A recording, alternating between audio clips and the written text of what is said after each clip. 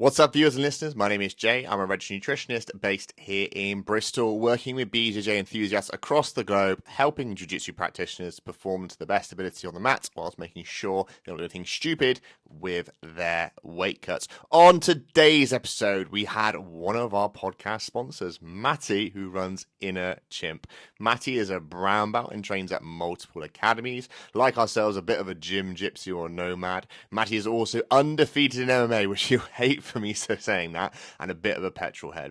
In this podcast, we covered sustainability in British-made items, a situation that made him viral, grappling versus striking, and much, much more. Thank you for tuning in, and of course, if you're not subscribed, please click that button and turn on post notifications for further content updates. Thank you, as always, for watching and listening, and let's get into episode 29. Peace!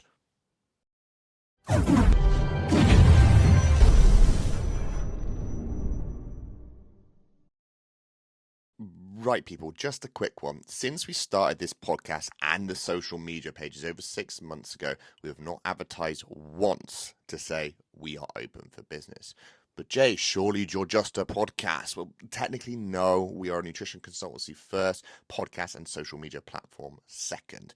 So with that being said, we are looking to work with some jiu-jitsu people. Then if any of these apply to you, then we want to speak to you. Do you do jiu-jitsu and breathe air? Then we want to work with you. No, it's not as bad as that, I promise. But are you someone who wants to improve their performance on the mat? Drop down a weight category without having to starve themselves or be concerned about being in the wrong category and fighting people twice your size, right? Maybe you want to go up a weight category but struggle to put on weight. Or you just simply want one of the best jiu-jitsu nutritionist in your corner. Not a bodybuilder, not some PT, right? And not some online coach who lost weight themselves. A real qualified nutritionist who understands the jiu-jitsu process, making sure you are doing everything you should be correctly. So if any of those applies, then here we are. We have already helped people from hobbyists to people doing their first competition, to IBJJF Worlds, to the biggest shows in Europe like Grapplefest. So to get in touch, go to our Instagram page or any other platforms you might follow us on. Drop us a message and we will book you in for a quick chat. Stop wasting time and let's make you into that gorilla you always wanted to be. Right, now you can enjoy the next episode. Oos. Right, guys, episode 29. I'm Jay. I'm the host of the BJJ Nutrition Podcast and the BJJ Nutrition Consultancy, where we help people in Jiu-Jitsu perform to their best on the mats, whilst also not making anything stupid or doing anything stupid, should I say, with their weight cuts. Today, people believe this guy is not only just the top G of the world, right? He is a keen fan of martial arts. I've heard some stories of him handling some big dudes, right? He's driven some very fast cars as well, right? And I think this guy is actually the real top G because he's also bold and he's the better bold guy of all of them. I'm introduced and I'm joined by Matty Grady. Hey. I told you I had something set up for you. You're like, oh, what are you going to do? And I was like, you'll be fine. I was like, let's try and see if I can ramp this. I might use that as clickbait. Like, oh, I got Andrew Tate on the podcast. The real Andrew Tate. That's it, mate. Well, mate, thanks for coming on. It's all good. Thanks for coming on, dude. Obviously, you've sponsored the podcast now, obviously, for quite some time. Like, I know we've been trying to get our diaries to arrange, and obviously, we've now had the chance to do that, which is absolutely awesome. For those viewers and listeners who may not know who you are, do you want to kind of give a background to, like, maybe more personally about yourself before Inner Chimp and stuff? Like, what's your background, like jiu-jitsu, lineage, where that all started and things like that? Oh, right, yeah, cool. Yeah, so I started jiu-jitsu solely in, like, 2015. Yeah. Before that, I was doing, like, a little bit of MMA in my early 20s, but purely just for, like, fitness. One of my, like, really good friends was, like, a pro MMA fighter. So, basically, I sort of delved deep into fitness in, like, my early 20s after having, like, a bit of a, like, I don't know, like your normal teens, like, and you drink and stuff. Do you know what I mean? Yeah. A few bits happened, and I was like, nah, like, I'm gonna kick that. So went into the gym, started the gym, and then went into MMA with my mate. Carried that on and found jiu-jitsu, and then I was sort of just hooked, really. As most people are, you know, like you start, don't you, and you just fall in love with the sport and what it does for you, helps you overcome any adversity, doesn't it? So, yeah, just sort of. Just fell in love with jiu-jitsu. Other than that, you know, just like a normal family guy, really. Just got a few businesses and that we ran. Fortunate enough to have couple mates with some cool cars. We'll find out earlier. Love. Been a petrol head, since I can like remember. Like I know people think it's a bit of a contradiction, like with obviously wanting in a chimp to be sustainable, like we were talking about earlier. But like I think when you're dealing with sustainability, you've got to build it from the ground up, and obviously if that's the aim and that's what we want to do, then it's got to be from day one, which it has been. So giving us a little tour around and stuff, mate, everything you've explained and everything that we talked about, we can see you're making those conscious efforts obviously towards that. And I think, aren't you in the high 90s in terms of carbon neutral? I think you said, it's only like 95 yeah, pretty much. Yeah, we're like it's basically we just do everything we can, like we recycle our waste. Our rash guards are 100% recycled polyester and threads. And then like our tees have been organic, got certificated cotton, which moving forward we'll be like making that in-house. Nice. But the ones that we had previously, the first batch, they were printed in Froome, but like actually made in Pakistan. It's all like, everything like where the t-shirts were made were like good quality factories and stuff. Like you can trace it all back, but still like we just want to be a UK made brand, really. No, that's good, man. Especially like I said, that whole sort of status of being a UK made brand type of thing. Like, it's admirable, man, because like it's not easy. Like Thanks, I think mate, yeah. It's one of those things which I think, well, I joke if anyone ever needs other than using in a chip, I get like 2 messages a day from other brands saying, "Hi, I'm a manufacturer of gis or rash guards and this type of stuff, and we're based in Vietnam, India, wherever it could be." And I'm like, again, I'm good, thanks, but no. But you can see obviously it's readily available out there, and you can see again, like not to belittle anyone trying to make a bit of a living and stuff like that, but you see brands pop up, and then give it a year later, they just disappear all of a sudden, and exactly it's just like, to what extent, like. Kudos for trying to obviously maybe get out the life rat wheel. I get that, but how much does that impact other people who have then supplied that sort of pipe dream? And it's just like, where's that all go? But gonna ask then, obviously started with MMA. Then what was your first thoughts on the whole ground and pound and like rolling around the floor? Was it like typical MMA guy, like just stand up, or were you into? Oh no, we were like really like quite heavily based. Like me and Grant used to do a lot of ground and pound stuff. Okay, cool. Yeah. We used to do a lot of wall work. We used to do quite a bit of sparring, but yeah, ground and pound was like where you wanted to be, really. Like get someone on the ground and like put some pressure in, and like really fuck them up with some punches and like work the body, work the head, and it was cool. Like we had some really cool tough training sessions. I ended up having one MMA fight like in 2018. Yeah. On like a couple days notice. And I dropped like 5 kilograms in like a day. But I had the call from my coach, and he was like, "Oh, do you want to do like MMA fight?" And I was like, "When is it?" And he was like, "Oh, Saturday night." I was like, all right. I was like, "Let me just give Grant a call." So I called my mate Grant. I was like, "What do you think?" And he was like, "What are you weighing?" And I was like, 75. And he was like, "Oh, what do you need to get to?" And I was like, 70. And he was like, "Yeah, fucking mate, you'll be all right." So I went in. Done like I went the first round, which was cool, and then like went in the second and just just fucking choked him. Oh, you choked it? Yeah, I was holding your word now. I was like, what's going? I took like one kick to the eye, which gave me a little bit of a black eye, which I sort of like semi-blocked, but no, it was to be fair, it was cool just getting in there. Do you know what I mean? Yeah. Like after the years of where I was just training just for like fitness. Yeah. And like. It was really good just to like get in there and do an MMA fight. But was it one and done? Are you undefeated MMA? Undefeated MMA. Hey. But Khabib, watch out. I love it. So what was the switch then from MMA to Jiu Jitsu then? And obviously again, if you're enjoying it, you got in there, you got in the cage, and again obviously if you're undefeated MMA, was there so I'm gonna keep using that, undefeated MMA. Is there anything that like stops you from going back to MMA in particular, or was it just life or anything else? Or? It was mainly so Grant. He had like a few work commitments that he needed to drop the sport for. Okay. He said like, "Matt, you like really we need to up your jiu-jitsu game for MMA," and then that's when I went to jiu-jitsu and just sort of like fell in love. Nice. And then plus I just got a bit fed up really of like coming to work and like almost feeling like beat up all the time. Do you know what I mean? Especially like a lot of the time I've got meetings with people and like trying to help people's production and things like that. Like you rock up with black eye, even though I still do it now sometimes. Yeah. But like you're rocking out with black eyes and like chipped teeth and like bent nose, and you're like, right, mate? Like, what? It's hard. It's really interesting because you got the kind. I appreciate everyone's their own individual sort of like MMA fighter at heart and how they hold themselves. But for the majority of guys and girls that do compete and do some sort of combat sport, most friendliest bunch ever. Rarely ever drink, to be fair, that type of stuff. And like would barely cause any sort of commotion the slightest bit type of thing. No, that's it. And the problem is, unfortunately, the aftermath of the sport is that you look like you cause all the drama. You look like you go out and drink and get on the piss every weekend or get on the bag or whatever it could be. But don't know what it's true though. On the nose beers. On the nose beers, yeah. Sorry, is it not PC to say the bag anymore? Well, I don't know. Imported from Malaga right here. There goes all of our monetization for the video. The bag, as you say. What's the bag? Can we talk about money? Trying to coin the phrase Look, now. we've got Andrew Tate here, basically 2.0, right? We're talking about the bag, yeah. Come and join our Hustlers University. Come and join the Nose Beer Association. Don't bother grafting, just sell drugs. Yeah. There you go. You heard it from the man himself. That's it. Podcast. Thanks, guys. Good to see you. Oh god. So, all right, jiu-jitsu scene. Then I did see actually on your desk in there that you've got a picture of you with a white belt, which I was like.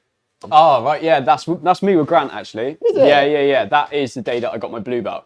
You got your blue belt that day? Yeah. So I'm guessing that's before the promotion, or is it? Yeah, no, that was just before. There was like a photographer there, and it's just a cool old picture of me and Grant. Yeah, just back a few years ago. Yeah.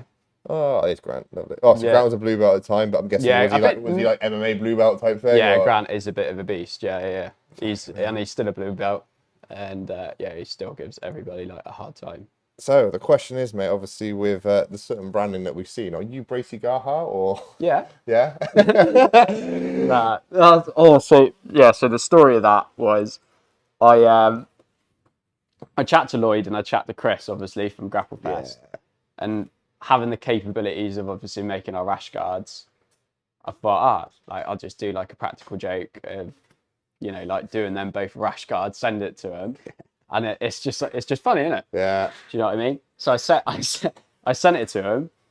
I popped it in the post, and then a couple of days later, I seen that the Bracy Gara page had put up a video of my coach's coach on there, like with some kids chatting. I was like, oh fuck. It's a little bit close to home now. I'm going to be in fucking trouble. Oh, mate. It's again, I think it's all a bit of a joke and stuff. I think it's just more, and this is nothing to discredit the people like it said who train with whatever type of way it is. It's just there's a level, I think, of disparity in terms of like quality control, if that makes sense. Yeah, what that's jiu-jitsu should be. And I think, don't get me wrong, there's some fantastic GB schools out there, and I think there's also some fantastic independent schools as well that aren't related to, I don't know, Carlson, all that type of stuff. Yeah. But it's also within that same breath, shit schools in comparison to that. And they're sort of highlighted a bit more if they've got the red shield, aren't they? Yeah, and unfortunately, it's just an easy label to put on it. Of like, that's it. And people love hopping on a bandwagon, don't they? Do you know what I mean? We don't do that. Yeah, they love it. Yeah, mate, it is. We are the bandwagon. It is. I mean, I love. Yeah, I mean, I've been training with Rich now, like I say, since like 2015, and he's been like a good coach. I wouldn't say I'm, like amazing at jiu-jitsu, but I drop around different places, and I'm never sort of like not where I should be, if you know what I mean. So similar to us in this way, I kind of like highlight ourselves as gym gypsies, and like, me, mate, in the sense that we hop around every single place. That's it. Like I got my main club, obviously. Again, very similar to you. I've got my main club at RJ in Bristol, and obviously Tom's now joined us finally. Oh, have you? He has. I should probably come on microphone for that. Yes, I have. I am now part of RJ Bristol with Jay and everyone else under Clayton Luke. Oh, sweet. Genuinely, and it's not. And I've had the chat with Pedro and Tom. It's not to say I don't like Peds. It's I didn't realise that RJ is literally 5 minutes down the road from me, and I've lived there for 4 years, and I was like, I don't have to spend the time, petrol and stuff to. Yeah, no, that's fair enough, mate. My point to him, every time was like, you would come up against constraints to not go to jiu-jitsu. Yes. And that's why I was like, you've got a club down the road 5 minutes. Easy life, then like it makes things 10 times easier. I'm make it easy for yourself. I don't drive a car. So that is the main. That's fair enough. Peds is sick. Everybody knows Peds is sick. Yeah. Do you know what I mean? The levels up there are brilliant. Lads are nice. Yeah, I don't. But it's also like Jay said. It's also Peds is the only gym I've ever known. I have never been to a different jiu-jitsu gym. It was like a breakup trying to convince me. Yeah. Like, well, not convinced. So let's take that out. That's the only time I've ever like shipped around, and it's just I don't know. It's interesting. Yeah, it's just, but yeah, I just. Yeah, Oh, I love going to jiu-jitsu different regardless. gyms. It's I great. love like the lads down at Elite. I mean, they're just too much time for them. diamonds, aren't they? Yeah. You know what I mean? But if you are in the Bristol area or lower Bristol area and you want to go to Bedminster or anything like that, go check out Sweatbox. Pedro, Yeah. Tom Showler, and No, you're feeling bad. any and other. This is just like a guilt. This is a guilt. Really sorry, guys. No, I'm really but sorry, no, Pedro. genuinely, like, It was like a breakup. It was like, I've got to speak to Tom first before I go. And I was like, dude, Tom's going to agree with me. He just wants you to do jiu-jitsu. Yeah, He doesn't yeah, care yeah, where you yeah. go. It was Like, more I just wanted to be a bit respectful about it because it's the You gotta only be. sport I've ever done. Like apart I'm from just a doing filthy karate as gypsy. I'm kid. like, bye. Yeah. I have no Not like loyalty. you, where it's just like I have no loyalty to this brand. Leaving people on red. I'd say yeah. I think if I went to a GB school, it'd be a little bit more like ooh, but. Yeah. Well, mate, technically, Not for RGA, shake. technically Yeah. RGA was a GB school to It begin was, with. It's very true. I've got all the geese, mate. I've got Oh, sweet. I've got Tatami, I've got Oh, GB, so I've you've got got- everywhere. RGA. You've got a sweatbox gear, haven't you? Yeah, Tatami one. No, I haven't got a Sweatbox branded actual one. but you got No, I got Tatami gear. Tatami. I had lots of Tatami geese, Yeah. mate. I was fully in. Matt, is there anything you don't want to talk about? Yeah. Don't let me speak my mind. Oh, mate, it's fine. No. Um, But it's like going back to what we were saying earlier about like the brands, like my pet hate before starting in a Chimp was like obviously my background in manufacturing was people just fucking replying to a DM, having some shit rash guards made. There's no quality control. There's no like care of where it's being made or anything like that. And I just ain't the type of person to fucking moan about stuff when I can like quite frankly do something about it. yeah. And I thought, well, there's in a Chimp. Do you know what I mean? Like me and Jay got together at the start. Obviously, Jay's not part of it now because his life has been, just crazy last few years. You've got Jay. No, Jay, that we started, me and him started in a Chimp together. Right. And he seemed like we seemed to press the button on in a Chimp, and then his life just went No. crazy. Yeah. So yeah, unfortunately, Jay just said about a year ago now, I think he was just like, oh no, I can't. It's just unfair for him to sort of like carry on like it, which was cool. But first and foremost, we're obviously still like really good mates, That's good, which mate. is all really I care about. Because he's just like a diamond of a guy. Like me and him started at the same time doing jiu-jitsu, and we've gone up the whole way through together as well. Yeah, yeah. That's mint. Yeah, he's a solid guy. Yeah, absolute diamond. Yeah. Is he a brown belt as well now? Yeah. Jay's, yeah. So we went all the way up through together, I think, until the start of brown belt. Because you only got your brown belt in the last 3 months. Yeah, it was only I don't know when it was. It was like a few months ago, wasn't it? Yeah, Beginning of I'm not a fan of belts. Not really. I'm sorry. He was walking around wearing his belt a minute ago. Yeah, I was. Yeah, I wear it in the shower and We had to bow to him. He was like, address me as Supreme Leader. Yeah. That's exactly what We happened. walked in and did the typical thing of, "Oi, you're forgetting something." And Yeah. shake his hand and walked in the room. Sorry, Supreme Leader. I just like there's that saying in there like a belt only covers 2 inches of your ass, does, and like that's the way I look at it. And especially like I'm like as you guys like I'm more of a no-gi sort of guy, Yep. and like there's no belts in no-gi. Nope. Like you just got to fucking grapple people, aren't you? You can go against like some killer blue belts, and you can go against some fucking shit brown belts. Like, what does it matter what anyone's got around their waist or No, what's associated with literally them? makes no difference. And that's again like the reason why I enjoy so much like going around all the different gyms and just trying out different people and what it is. I still say to this day, and I don't know if it's happened to you, that Henry fucking Longstaff, you fucker, right? Oh, man. I've never been cradled by someone before until I've rolled with him, and I'm like, I've cradled everyone, and I'm like, I'm like a little baby. I'm what's going on here? Like, this is fucking He's mad. a beast. Henry's a beast. Beast. We have some good battles. I think. Well, last time he spoke to me, last time I rolled with him, he said that I'm his arch nemesis. Oh, is it? But it's because I'm little in it. Yeah. Do you know what I mean? When I roll with the bigger dudes, a lot of the time they're like, because they're used to rolling with big dudes, they leave more of a gap than there should be, which I can exploit because I'm only like 70 kilos. Do you know what I mean? So I can quite easily often a lot of my game is like taking the back. Playing a bit from half guard and shit like that. Do you know what I mean? So, yeah, like it's and it is like probably the most frustrating fucking game that you can get as well because obviously like getting your back taken is fucking shit. Isn't it? Yeah. No, that's fair, mate. So we've obviously gone through the belt career progression up to black, not black belt, brown belt. Sorry. And then competition-wise, obviously, did the MMA bit, which was cool. Obviously, had a Yeah. fight there. How soon before you got out on the Jiu Jitsu circuit and competed then? Was it quite Yeah, quick no, after? straight away. Straight away? Yeah, Nice. literally went into Jiu Jitsu and just started competing pretty much straight away. Done a couple British Opens, got gold in one, Nice. like back in 2015. Yeah, it was only white belt, like when I first started. I threw a guy with a judo throw actually, and he tried to get me DQ'd for a slam. I was like, "That's a fucking throw." Oh, what? Yeah, he was moaning Fucking at the little snake. ref, and there's like a picture. I think it's still on my Facebook, and like you can see him like all sour faced on the podium, like thinking it was a slam. It's like, bud, it's just a judo throw. But yeah, and then yeah, I've just been like steadily competing since. Done a few nagas. Yeah, nothing really notable. I just like making sure that my sword's sharp, if you know what I mean. I'm not, I'm never going to be the best athlete in the world, but I've got quite a few other commitments, as you guys know. So Yeah. like, I just like staying on like top of my game, if you know what I mean. I think to some degree there's an element of it, like, I think all of us as jiu-jitsu practitioners, I'm not saying this is for everyone, but you just want to know where you stand, like where in the pecking order. I'm not saying the pecking order is like essential for it, but you just kind of want to know, like, all right, I'm a brown belt. I'm not super competitive, but I have got a competitive streak in me. Where do I stand with this? Where's the level to it, type of thing. 100%. Now, one of the burning questions I've got is I heard rumors that you like to reap people. Is this true? Or... Reap? Yeah.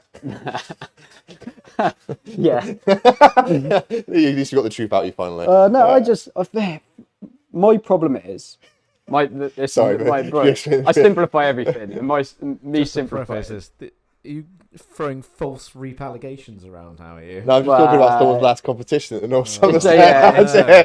I just go for fucking subs. And I ain't bothered about. I'm not too like, and I should be. I know, like, but I ain't. I just like to go for a submission. I don't give a fuck if I get mounted. I don't care really like where it goes. I'm just, that's just me all over. I just like to keep things simple, and for me, things with jiu-jitsu being simple is just like trying to go for submissions. And when I like just accidentally put my hook in, didn't I? And then I think Foy was like, "Matt, take your hook out," and then the ref was like, DQ. Like, great.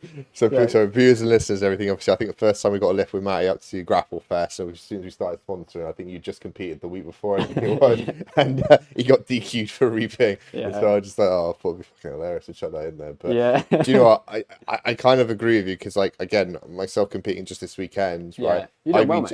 Thank you, mate. I appreciate it. I still, again, as I said, you word it. It's just, I think where I'm surrounded with people who are very top level and what they're doing. Unfortunately, being a local comp, but it's the way that they wouldn't entertain it. And then this is not them being big-headed because it's just not valuable time with them. And so I sometimes get myself wrapped up in that and kind of go, like, oh, it's just a small local comp. But hey, it was good. I wanted to get out there. It's just hard for me to watch these people that I help compete at such a high level, be riddled with little injuries and that type of stuff. To not then, I was like, let's just try and finish the year on a high and just see what happens. And hey, it works out well. But you killed it from what I've seen. It's all right. It wasn't entertainment. It's just me lying on top of people, basically. I just smother tap someone. Oh, ever the humble person. Oh, it was nothing, guys. I just let on someone and casually walked away with gold. Fucking how many weeks' notice? You literally messaged me, thinking of doing the Bristol Open. I went, pretty sure that's this Sunday, Jay. This is on Wednesday. You messaged me like, yeah, I'll make it. So not only did you wander in at ultra, but I would have done super heavy because that's my natural weight carry. Because I'm still to this day like, take Lee for example, right? Yeah. You don't like. I know he's come up against some people who are like ex-pro rugby players who are like 7'4" and like make him look like a child type of thing. Max and Heath, we're looking at you. Oh, mate, exactly. He's a perfect example of that. Like, I know that's just a handful, and that's not an element of skill involved. It's just like that man would kill you in a street fight, let alone like anything else. And it's like, right. So I try and sit in the super heavy, so I have to worry about it. But weighed in on the Monday last week, got 100.3, I think it was, and I was like, I've got to be under 97 in my no-gi kit, so I've got to be 96.5 at a push, right, for me to make weight. I'm like, I can't shift that much in a week, like reasonably well without it impacting me in some sort of way. I've got my other health implications like type 1 and that type of stuff. But again, it's just pointless. So I thought, fuck it, let's just go into what are you laughing about over there, you? I've got health implications. I need to eat sweets to stay alive. How funny is it as a nutritionist that you need to tell people, you need to look after yourself? Meanwhile, eating every single bag of Haribo you possibly can get your hands on. Every bag? Nah, Bro. not every bag. How many? Right, just to clarify, we drove here in Jay's car and we got to go out somewhere else later. There is a bag of old McDonald's in the back of his Merc. That's M's. That's not mine. Bollocks. And there is 3 bags of sweets that I emptied out of your car. Like a dad would. I have to clean your car for you. You have to know, I have to have these things with me at all times, right? Aww. All times. Diddums. Oh, you're getting it. Oh, trust me. He's getting it. I'm going to fucking smother tap you prick. Oh, God. Where was it? Yeah, competing. And again, that was the rule set of it. That's what my point with it. Again, I'm asking people like beforehand, like, I've been wanting to get more into legs and stuff like that. And like going to K-guard, backside 50-50, shout out to Yao for showing me all this type of stuff. And then I'm like, okay, what can I do from there? So I was like, I can't heel hook. I knew that pretty obviously until black belt basically. Unless it's like all brown, whatever. And then I was like, well, maybe I could go belly down footlock. And that might work type of thing. But I'm there like, this is really frustrating that I'm there having to question what I can and can't do. Likewise, even to the point where I smother tap that one guy, I went to my corner like, can I mother's milk him? Because I wasn't quite sure if it was legal or not. Bullshit, and I'm like, that's just not jiu-jitsu. And like, I know some clubs I can't name, obviously, for example, have really got fucked up with the IBJJF in terms of like the rule set now. So look, we've got killer purple belts, right? Who land in 50-50 and can't do anything. And it's just not, it's not fair to them that they can't then display their jiu-jitsu because of it. Yeah, it's a hard one. Like I said to you at Grapple Fest, like, awesome. I like the leg game. Yep. Am I the type of person that like enjoys watching people like sit back and take legs? Butt scoot, yeah. Not really. Like it's not. I don't know. Bit of an unpopular opinion, I guess, for some, but like nah. It's like I just like grappling, men, nice and sweaty. If we whisper sweet nothings to each other, then like all the better. It's none of your business. Yeah. Whatever. But yeah, no, like. Yeah, well, mate, you've grappled before, haven't you? And it's just have fun. Like that's it. And I think like in terms of like, good grappling matches, also I know Grapple Fest are the best. I think ADCC have got a good rule set in terms of like the encouragement of like you pull guard, you'll be the point type thing. I just think it needs a bit more fine tuning because I think it's based off like your ability to inflict damage, isn't it? So like if you're in the knee on belly or on the back, like you can inflict damage. Like, but I think that it does definitely need some tweaking. But it's Grapple Fest, like for me, has got like one of the best rule sets around. By far, it's just entertaining. That's it. And like I said, people just go for it, which is good. And I think, even though I don't think it's the intention of what Chris does, but I think where it's the carrot gets dangled, is saying that if you're entertaining, you're coming back on, win or lose type of thing, helps a lot because at the end of the day, like. Don't get me wrong, I know Chris mentioned obviously in the previous podcast that he's made some matchups he thought was going to be absolutely fucking fire. And it's been a complete fucking flop. And vice versa. He's had matches where he's not quite sure on it, but hey, it's been a replacement. It's turned out to be the best fight of the night type thing. I always refer to fucking Biddles and fucking Gaz's fight, obviously. Oh, that was sick on it. Oh, just fucking, I can't say it enough, but there we go. Shout out to you two again. They were sick. I sent them. I'd done 2 custom rash guards for them just to say like, man, that was sick. Like, I got hold of both of them afterwards. I was like, lads, like, let me know what you want on a rash guard. I'll make it up for you. That was sick. It's just so fucking mental when it comes to it. Which is a good segue to talking of custom rash guards. What have you got these are the next releases. That's the Whiskey Wolf one. That's the Katsu one. Hold up to the camera. Look at the fucking colour.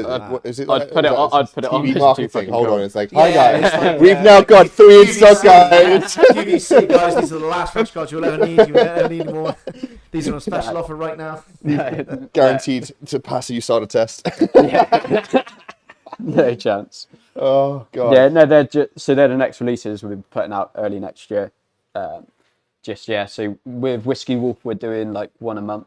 He got in contact with us a while ago and he just said, look, do you want to work together and do like a design like every month, like once we've done it. So nice. So that the Helio built me a hot rod, like after December, like you can't buy it ever again. So I don't think people are aware of that, mate. Do you know what I mean? Because like I see you put out stuff and I'm like, I just in my head I'm like, again, just talking from like a genuine consumer, like I'll go on the website, what's available? Oh, cool, that's available, that's no problem. Like, guys, like, some of the products, obviously, you go to, I think... I just really, like, I just don't give a fuck about socials much, and I don't care about, like, I know, and that's why I'm grateful for you guys, like, just pinging me messages every now and again to get me accountable to someone. But I just don't give a fuck. I just think, let's get cool stuff out there being sold. Whatever happens, there's cool stuff to buy on our website, regardless. Like if you can't buy something that you want and it's limited release, then tough titties, isn't it? It's just how it is, unfortunately. But man, we've had some like last month or so, like we had like Mike Grundy ordering some Rash guards, who was like always a hero for me because I thought, proper OG. Yeah, and he's just like one of the hardest workers that you ever see, and he's just an absolute grafter. Obviously that with Molly had some other cool stuff happen as well, which was like just some cool people ordering from us. Thanks for that, obviously, getting a little like snippet with her and stuff. I do appreciate it, man. It's like that's mate. Again, it sounds stupid. We'll be sat at Grapple Fest grabbing interviews, and you'll just wander people over to us. I'm like, oh, why do you do this? Matty is like an unofficial security / shepherd. He like goes, I really like it was Soul. It was Soul. That was it. It was like, Soul was great. Was it you also like Soul being super street and not being a snitch or something like that? No comment on the racing car type thing. That was hilarious. Yeah, he's a nice guy, and he's mate, they're all good. But and with your Rash guards, mate, I think sometimes you stumble across some gems like that Punisher Rash guard. Like, come on, fucking was awesome. People loved it. But again, it's just so original, and like this is not to discredit like completely against like Tatami, Scramble, Progress, all those type of guys doing their brands. But there's just something. A quick word about one of our sponsors, Grapplers Soap. The team wanted to find, the best possible defense against skin infections, which normally we get from each other or off the mass. This, in turn, led Dan and the team into researching more about soaps and essential oils, which turns out has been used for thousands of years, actually, as a natural defense against infection during the plague. Slightly twisted story here, but grave robbers in England knew of the power of essential oils and smothered themselves in it before exhuming and stealing corpses. Useless fact of the day for you there. But Dan and the team had tried several soaps before, but none of them just simply wowed them. So he started to make his own. Months more research, trial and error led to finally this golden nugget, Grapplers Soap, which you'll be pleased to know the recipe is CPR registered and approved by pharmacists. The use of a specific method to lock in the amazing natural smell, no cheap fragrances used here, which means the soap and use smell great and stand the best chance of staying healthy. Although the soap was developed for grapplers alike, it is now widely being used by non-grapplers, and Dan is always delighted to hear from customers about how it's cleared up dry and itchy skin, or relieved eczema, or just simply made you feel awesome. The smell alone has been a massive hit with men and women alike. So enough waffle for now. Go and get yourself some now at www.mrbassets.com, or go check out their Instagram page for some very funny memes at Grapplers Soap. Thank you, guys. It's just the fact you've got that uniqueness of like you could literally just put anything on there type of thing. Like, oh man, and that's it. Like you just, the thing is, like I put that post up the other day, didn't I, about make Jiu Jitsu brands great again. Like back years ago, like when I first started Jiu Jitsu, I was just like geeking out totally on like, you'd see like a cool rash guard, be like, right, where can I get it? Do you know what I mean? Oh, there's some cool spats to make my penis look absolutely tiny. See all those where veins. can I get them? and that's sort of like what I missed. And then like slowly, like, you know, I think we're getting there with like some, I personally believe that we've got some of the sickest designs out there. Did you do Owen and Flanagan's spats? No. Did you see them on Grapple Fest? No. You had basically like a picture of a gi with like a red bar through it, I think it was, like a no to no. Yeah, I did see that. Yeah, I didn't know if it was you by any chance when you mentioned about spats and stuff. Sorry, completely there, but maybe that'll be a plug. No, he's sponsored by Rain, isn't he? Yeah, but it was on top of it, so I didn't know if it was like right. I don't know. Rain did it, or if he might have just got some independent company. Yeah, I think sometimes if people aren't making over here, what they can do is like they do like a heat transfer print. Yeah. They don't really last, but a lot of people do them for like just like 1 or 2 shows. Like you might get them to last like a couple of times. So. But back to the point, you guys like you come across like some of these like incredible sort of designs and stuff. Like, don't get me wrong, some of them I like, some of them I'm like, nah, it's not for me, which is perfectly like reasonable to have that opinion type of thing. But again, like you just seem to be going like leaps and bounds, man. You just seem to be everywhere in terms of it, and it's good to see you also supporting like not just Grapple Fest, but Enyo and then like Grapple House, like all this type of stuff, like getting yourself out there and doing that type of thing, like. Again, it's really good to see, mate, and like it's just. Mate, it's not, the thing is, like for me, I'm in like a sort of a really fortunate position where obviously like I'm able to do it, and like help the sport that I love. Do you know what I mean? It's not, it's just luck really. Do you know what I mean? And a bit like, people love putting it down the fucking hard graft, innit? But like realistically, like living in this country where we've won the lottery of life, haven't we? Do you know what I mean? Especially in Glastonbury. Like I fucking love my hometown. I've worked all over the country, gone all over the world doing different stuff, and like, Glastonbury's the one for me. And yeah, I just feel like really lucky to be here. And like if we can, like help our scene by selling some rash guards and pumping some money back in, then brilliant. Yeah, but like obviously it's got to make money, and like if it can pay for me to go around and like go to some different gyms and like say guys, we can do your custom rash guards, or like like have a look on our website, then that's ideal for me really. Perfect, mate. Love it. But yeah, no, it's a bit of fun. So, a couple other questions. So you mentioned obviously you cut weight for this MMA fight from 75 down to 70 type of thing. Yeah. All sweat? Anything else out of curiosity, or what did I do? Yeah. Just basically didn't take anything in other than sipping a little bit of water. Oh, lush. And then weighed in on the Saturday morning, and then went for a fry up after. Fry up afterwards. Yeah. Fair enough. Yeah, no, that was that really. So that was pretty basic. With your nutrition then, and sort of like your competitiveness, obviously you've gone out and competed. We're in a sport which we have to make weight. Has it ever been an issue? Have you always just fought at your walk around weight type of thing? Yeah, no, I'm pretty lucky. So like my natural weight is around like sort of 70 kilos. Yeah. So like when like the ADCC Wales the other day, I didn't know if I was going to be competing until like I was there. So I fucked my ankle, then I fucked my wrist and stuff, and like it was the morning that the night before I was like sat on my sofa, like, and I looked at it and my name was still on there, and like I'd seen one of the guys from Jed's Elite up in London was like travelling down, and like there was only two, they'd done that would have meant there was 2 people in the category. Right. And I thought like, I don't want it. Nah, that's it. Like, you don't want like someone to travel down for one match. I thought I'd chuck my kit in and see what I feel like. And then like my mate Ethan was Is that beef? No. Ethan Boland White. Okay. He's over at Drade, one of the full-time guys. He's a mate from this way though. He used to train with us over at Street. He was like, Matty, are you on? I was like, oh, yeah, fuck it.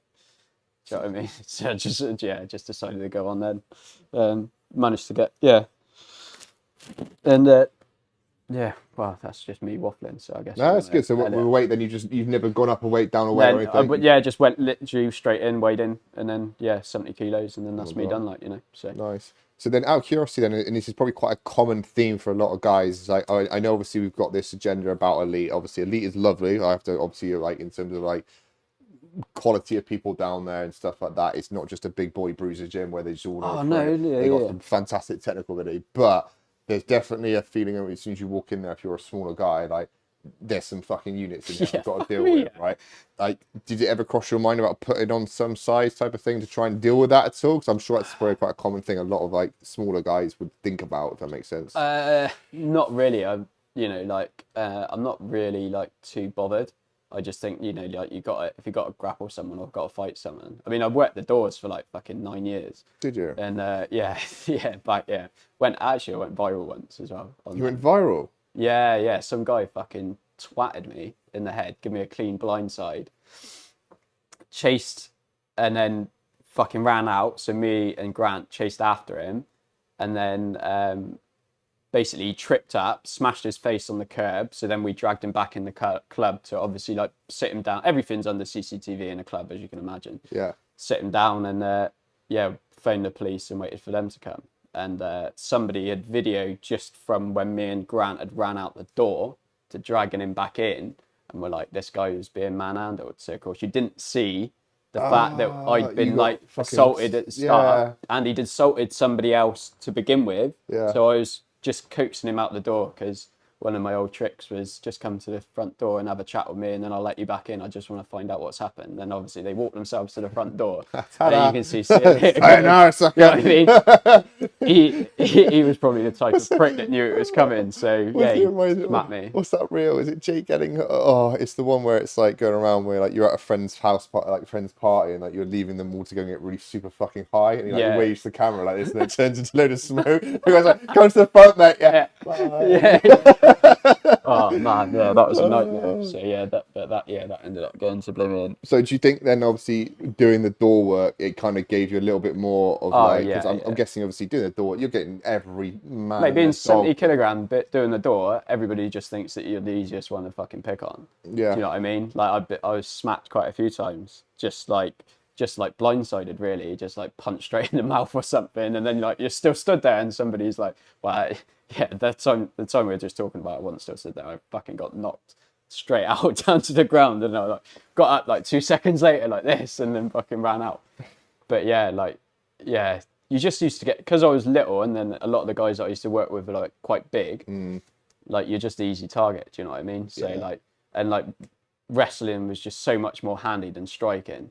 Do you know what I mean? Like you can't really solve a fight by fucking punch. It's like an eye for an eye leaves the whole world blind, doesn't it? Do you know what I mean? So like you're never going to diffuse like a situation by punching someone, but you can diffuse a situation by fucking out grappling them, manhandling them, pinning them up against the wall, and say, bud, like you fucking cut this shit out, otherwise you're going to sleep. It's interesting you say that, because you look at some of the comical stuff you see of, like, I don't know, Matt Serra in Vegas, for example, and like the security guards going like, do you need to do anything? It's like, no, I can keep him here. Are you getting the police down before I hand him over to you? Like, have you got him okay type thing, rather than that whole, let's just throw this fucking swing and go for it type of thing. We had this chat in the car on the way down. I was at a wedding with Alice last weekend, and one of Alice's friends is in the police force, and we were chatting because I know that they get taught relative like CQC to like look after themselves and stuff like that. Obviously very basic, because the whole point is to not cause harm. Yeah, it's to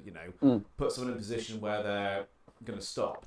And she was like mucking around saying, "Oh, I'll put my arm around her back." He went, "There's no point, because your partner does jiu-jitsu. I can almost guarantee anything that he does will be 5 times worse than what I can physically do, because I'm not allowed to inflict damage." That's the I then said to him, "Ever done a wrist lock?" And he's like, "No." And I went, "Oh, mate." I was like, "You should wrist lock people." I was like, "You could probably get away with that in the police, because realistically, you get a wrist lock, you immediately go, no, they're not allowed to. You've probably seen them do it, but apparently you're not allowed to wrist lock. It's the arm behind the back and the spreading of the legs is all they're meant to do. From what spreading of the legs. No comment. But yeah, so yeah, it's interesting tidbit, because jiu-jitsu is all about taking the your levers to the outermost reach. This is the catch-22 of it all, right? And like I said, I hope you enjoy this, mate. So I told you just get into the random ass conversation. Yeah, no. But that's all. Like, to the point of like, I think the police force themselves, a lot of members of it are aware of like how inoperable they are in terms of what they can and can't do, but also their confidence in dealing with those situations, right? Like, because again, there's a few people I know who are in the police force who do jiu-jitsu and obviously feel comfortable in that kind of situation. But they said they've got their counterparts who don't want to do jiu-jitsu because, I don't know, there'd be like life constraints, or they think they visually can't get themselves in that position. But then you are trapped in a situation where you're limited as to legalities, right? Right. Oh, if I push this person, they crack their head on the curb type thing. Is that me then done for manslaughter type of thing, right? But then likewise, having that confidence to go, like, okay, fine, this person is trying to swing at me. What am I supposed to do from here? And their training isn't adequate enough. No, it's bullshit. It's really poor. Like, See, I was going to ask about that, because I was talking about the door. Do you think if you went on the door without your MMA experience, you would have been as comfortable being your weight and height? Oh, fuck me, no. First night I was on the door, So I'm in a club. Big local guys around. In fact, there's some football team. He's there with the group of football teams, and there's like a small group of like, sort of like, I would say geeky looking lads. Next thing, it's all kicking off. I'm the only one there, so I see it. I radio free and run up, and this guy's got like some geeky kid like letting into him on the sofa. So I just thought, well, fuck this, I'm gonna have to get in there. So you just like get in between them. So I was like, whoa, and he was like still come at me. So I ducked his like head down, because I was stood on the sofa in the nightclub, and this guy was loads bigger than me. So I've like ducked him in, got him in a guillotine, and he's like pushing me up against the wall, and then I've got his mates trying to like punch me in that as well, and then luckily like a backup come. But like honestly, it was a fucking nightmare working on the door. You were on the sofa at the same height. I was like, I'm tiny.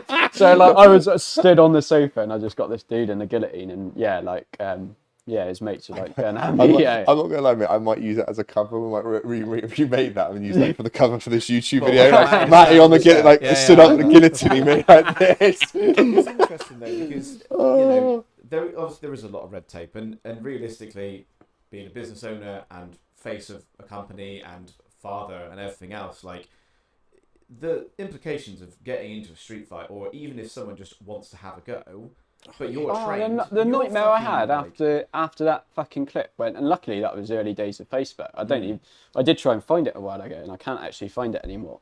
But like, I had people messaging me. I had like some of my old friends messaging me saying, "Oh, Matt, that was like bang out of order." I'm like, "Bud, you don't know the whole story yet. Like this guy's literally just like totally like smashed me straight in the side of the head when I wasn't looking." Do you know what I mean? Like, as far as I'm concerned, like I was well within my rights to blooming like absolutely tear this guy apart. But I didn't. I dragged him back in like I should do because that's my job.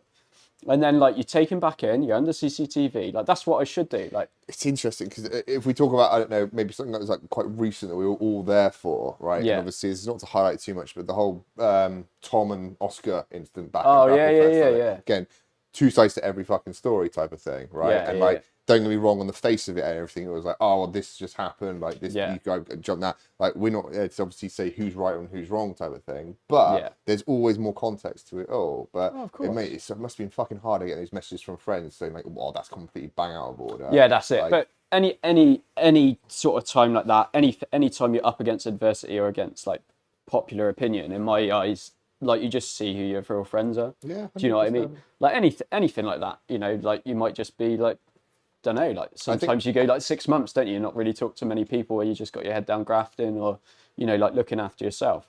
Like, you know who your mates are, and like if you're trying to impress people or doing stuff like that, then like, do you know what I mean, they're your mates. And if there's a condition to, you know, you being or you talking to someone, then they're not your mate. Like, do you know what I mean? Like my mates from, you know, like day one, and like they tell me the truth, even if it's going to hurt my feelings. They hold me accountable for what I'm doing, and that's a mate, isn't it? Like, do you know what I mean? It's the same thing I say to a lot of people with friends and stuff, that your friends should be able to have a debate with you, right? 100%. Right? I love sitting on the polar opposite of what the opinion should be, and just playing devil's advocate. Not to be a dick, but all right, cool, let's just talk about this and see, like, I don't know, let's say we had to talk about the rash guard community, like how making it from an eco standpoint, from me being child slave labour. I'll gladly sit on that team. Not saying I believe in that personally, but just take on the argument.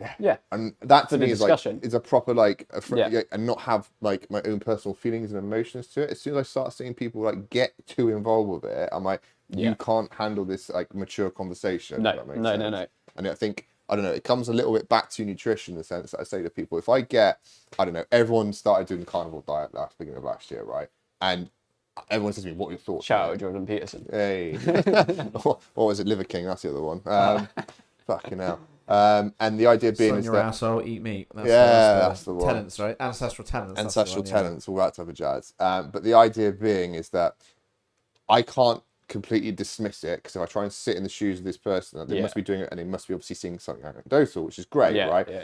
Research point, I can't back it because of my accreditations, so I can't say, like, until I see some sort of research, I can't obviously confirm this. However, I can't be naive to the fact that when the research does come out, right, which it will do, that it might be life-changing. Like, I always say the same story. The keto diet, when that first started showing that epileptic cases of seizures were reducing from that diet, it was a big benefit. And I was like, to begin with, I could presume the carnivore diet, no, and it could do exactly the same fucking thing, right? And in that case, I've got to change my fucking gym, right? But again, it's one of these things of being open-minded and not being too shut off from it altogether. Oh, that's it, innit? And I think that's just the key to just life in general. If you're shut off to things, then you're going to be shut off to new experiences, you know, new friends potentially, and like anything, you know, that you want to do. Massively. But I think that says a lot about you as a person, Matty, because, you know, as like I was saying, as a business, there's a lot of things to consider.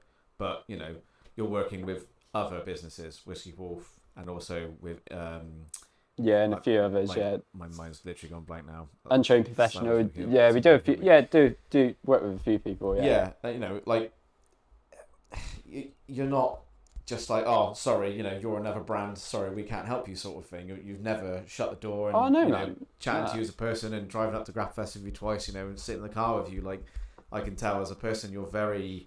open-minded to everything. I went to Grapple Fest to go away from Tom, and he still get out. So He still managed to come out. I'll pay you more next time to leave him here. Yeah. I still find my way to wiggle myself in there. Honestly, I'm happy to work with anyone. Like, the idea of this is to like up our community as a whole, as opposed to, you know, if there's any community that's going to get behind like UK manufacturing and sustainable made garments in the UK, like it's the Jiu Jitsu community. Yeah, do you know 100%. What I mean? 100%. Like you start doing Jiu Jitsu and you understand how much it can help you outside of Jiu Jitsu with like adversity and tough things in life and how you can overcome them. Then, like, you know, it sort of makes us all very similar in one way. And you know, that was sort of one of the... I think it's just the ethics and ethos behind it all. Like, I don't get me wrong, like I said, there's always bad eggs in every walk of life type of thing, right? Definitely, yeah. And I think the idea of everyone who does jiu-jitsu for a period of time, like white belt or not type thing, will say exactly the same thing. It just humbles the fuck out of you, right? Regardless of how big or small you are. And on top of it, just gives you those great sort of like life habits of saying that life may be shit at times, but if you stop and give up, and guess what? It's never going to fucking change. If you keep turning up, keep on learning it, and you'll get a smidgen. And it could be the case of, great, I wasn't mounted this round all of a sudden. And then, cool, that's a little bit more of the right thing going forward. And on top of it, we all good? He's just, viewers and listeners, Tom's fiddling, and I'm like, what's going on? Is everything okay? Everything okay? No footage. No, Not I'm again. just checking battery levels. That's and the idea someone doesn't like charging stuff over. You'll be fine. Overrated. And yeah, that was my point with the jiu-jitsu thing. Again, people hear it all the time, like, jiu-jitsu saved my life. I'm like, I get that, and I know sometimes people over-egg it a little bit too much, but at the same time, it's like, it does really benefit people in so many ways. Doesn't mean that it's worth crazy memberships a month, though. No. No. At the end of the day, it's just two guys. It's just two people. Like, I was going to say guys, but guys and girls. It's two guys wrestling, having a good time. Like, that's literally all it is. And like, I think the further that people come away and sell it as like this and that, like whatever in it, but like realistically, it's just you and like a few mates just in a room, like fucking each other up as best you can, with the idea that you're going to all be walking out of there without a concussion. Do you know what I mean? It's funny you mentioned that, because one of my and Jay's friends has just started doing jiu-jitsu recently, and he described to me, who would have thought, as being in school, rolling around in the school field, your mates having a wrestling match would be a sport. Definitely. Is this Tom? It's fucking great, yeah. Do you know Alex Hall at RGA? Have you bumped into him yet? No, I haven't bumped into him yet. We've been chatting a few different times and stuff like that. He's one of my mates growing up with. We used to cause havoc together. Did we go in the car or not? Oh no, was he with us? Yeah, first time round. Yeah. Was he? Yeah. Oh, sick. Oh yeah, cool. Yeah, I was about to say, I swear I went. Yeah, I was going to say, because he's at RGA, isn't he? Yeah, he is. He does different classes to me. I doesn't do the drug dealer ones. No, mate. The drug dealer. There's such thing as drug dealer hours. You get law enforcement or drug dealer hours. That's it. Where it's like everyone can come in at about 11 o'clock, 10 o'clock type thing. Jay does the moonlight hours in terms of jiu-jitsu classes. Hey, look, turn up at 12 o'clock, roll with all the big boys that do it full time, and then there's me in the hobbyist dad club coming in like, oh, hi guys, kids asleep now, I can roll. Mate, lunchtime works well for me. It's simple as, right? One, I can get my sleep, which I fucking love. No one can beat me on Whoop at 100% score rate, so that's what I go for all the fucking time. It's one of the reservations I don't want kids. Wait until you're a dad. This is it. I'm like, I'm going to ruin this perfect record as soon as I have one of them, or find some other way to fucking get around it. I don't know what I was going to fucking say then now. I had something else I was going to mention. Oh, God. What were we moving on to then? Clearly I can't remember. Clearly not that important. No, we were talking about, like I said, pricey memberships and that type of stuff. And then just doing jiu-jitsu and your friend then doing it as well. There we go. We're getting back somewhere. But no, I think, like I said, as a sport, I try and explain to people it's just such a good way to like not look at it as like physical fitness of getting in the gym, right? Yeah. That was it. That was the question I had. So you being on the door, right? Could you spot a group of people who did like some sort of martial art and they walked in comparison, not from the cauliflower ear type thing? But... No, not really. The only thing I'd say is obviously like, guys that train usually aren't dicks, but what you could always spot with someone that is going to cause trouble. Really? Yeah, 100%. 100%. You could like, you know, you'd be like 90% sure somebody would cause trouble like when they first come through. You know, like if they walk past you and they've like given you a bit of attitude or something, or you know, just like puffing their chest out or whatever. But yeah, no, it was like I had fun doing the doors. When did I finish in? COVID time, I think. But like, my last couple years, like I'd just done in Glastonbury at like a really nice like little bar type restaurant, which was like easy. Loads of drama. Yeah, basically it was just me there chatting shit to my mates. Like, do you know what I mean? Like, do you know what I mean? So yeah, no, that was cool and like early finish. Crime rate in the UK. Yeah, sat there. Caught that swan yet? No. Yeah. No, but like, oh, that wizard guy's coming back in again. No, mate, you can't. Have you seen a wizard in Glastonbury? Yeah, mate, I've seen him a few times. Someone asked me the other day, he's still there. I'm like, yeah, I'm pretty sure he pops up occasionally. Yeah, when Tom Barry came down a while ago. And like, I took him around Glastonbury. He was like, "Is there a wizard?" I'm like, "Yeah, mate, there's a wizard." And he's like, "What, really?" And I'm like, "Really?" And then we were walking around town. And he was like, "There's a wizard." I'm like, "Yeah, I know. There's a fucking wizard." Yeah, he did well at Tricks or Minds. Yeah, I know. Beast. He's beast. I know our fucking club fucking despise him and so that he held Carson down in that semis just to get the points to get through to the final. But it is what it is. Game's a game, isn't it? It is how you get about it. Wins or win. That's the point game, isn't it? Yeah. If you're not going for sub, you're going to score a point. Rematch from Grapple Pass. Yeah, exactly. There we go. Ooh. Done. Chris Thompson, hint. Ooh. Sorted.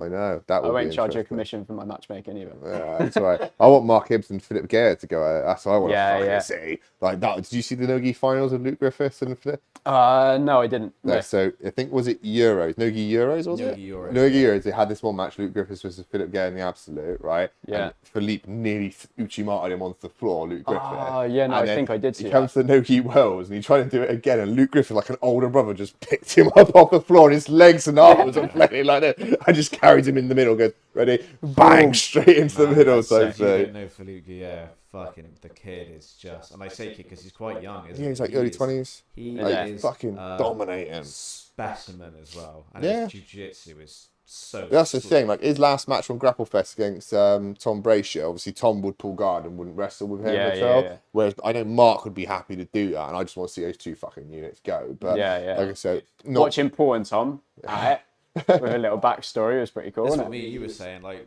because realistically, Paul's got nothing to lose, right? Like Paul went out there and just displayed everything in his arsenal. Paul is literally one of the best grapplers in the UK. People sleep on him. People don't know. They're like, "Oh, who's Paul?" It's like, the funny thing about Paul is that Paul, to some degree, just does not care that much. No, he's like cool, isn't he literally wouldn't care. Like, he's so down to earth person. But So when I was working in Nottingham, and I went into Nottingham MMA, and just like because when I'm working away, I just say like out of all the gyms that I could have chose, I got like a Wild West like so I just went in, and then I went in there, and then like it was like a few weeks later, I was like, "Oh, are you like the owner of Subguards?" He was like, "Yeah," and I was like, "Oh right, yeah, cool." I said like, I got in a Chimp. He was like, "Oh, cool," and like honestly, we've been chatting ever since. It's like, oh right. So like the jiu-jitsu scene is just that's like the Step Brothers fucking thing. It's like, yo, what's up? What's up? You can call me Nighthawk. I call me Dragon. That's you and Paul. But oh man, rolling with him and Shane is just like when I roll with Paul, I have never felt like a baby again as much as I did with Paul. He is a fucking. I've not rolled with Paul yet. I only rolled with Shane, and that was a fucking experience. Me and Jay rolled with Shane, and it wasn't even a competition. Shane was just literally having his way with us. It was you'd expect that, do you know, from him? But like Paul, like again, it's just so. And so controlled, but so calm and just everything, and like it just doesn't look like anything fucking bothers him. Because the match with him and Tom was not like it was. Really interesting because he spoke to us after. He said the first interaction when they just had that stand up, he said that Tom simply stood there like limp, not like actually like locking out with him. He's like that threw him off. Yeah. Tom then had a fantastic like move, like fast switch muscle fight. If you ever seen it, it was like straight to the back, body lock, bang on the floor, and I was like, obviously, I'll be honest, we were a little bit more team Paul at that time than obviously than Tom. Yeah, you said you didn't like Tom Brasher, didn't you? No. Is he going to listen to this? Probably not. But anyway, fuck it. The idea bit. Oh, look at Tom. Tom's there in the corner. Like, no, we've lost another podcast. Guess what we're going to do? Right, there goes all our fucking credibility down the fucking drain. Oh, mate, fuck it. We want to go to Sutton Coldfield at some point. I think we are. Get me welcome, mate. Mark goes up there. He rates it, doesn't he? He does. Yeah. Mark, but then Mark's also the same size as Tom. Mark is a beast. He is a monster. That was it. So he got to Paul's back really quick. I was like, oh fuck, here we go. I didn't expect this type of thing. And then as the match came on, Paul's experience started coming out more and more and more. He took him to the trenches, didn't he? A wrist lock that locked on in my life. I literally thought he broke his wrist. It was so bad. Now, I appreciate it's down to everyone's opinion with it, but I still, to this day, because my wife was there, now she obviously hears me rant on about fucking jiu-jitsu 24/7, which I bless her. I appreciate, I try my best not to, but it's just hard not to.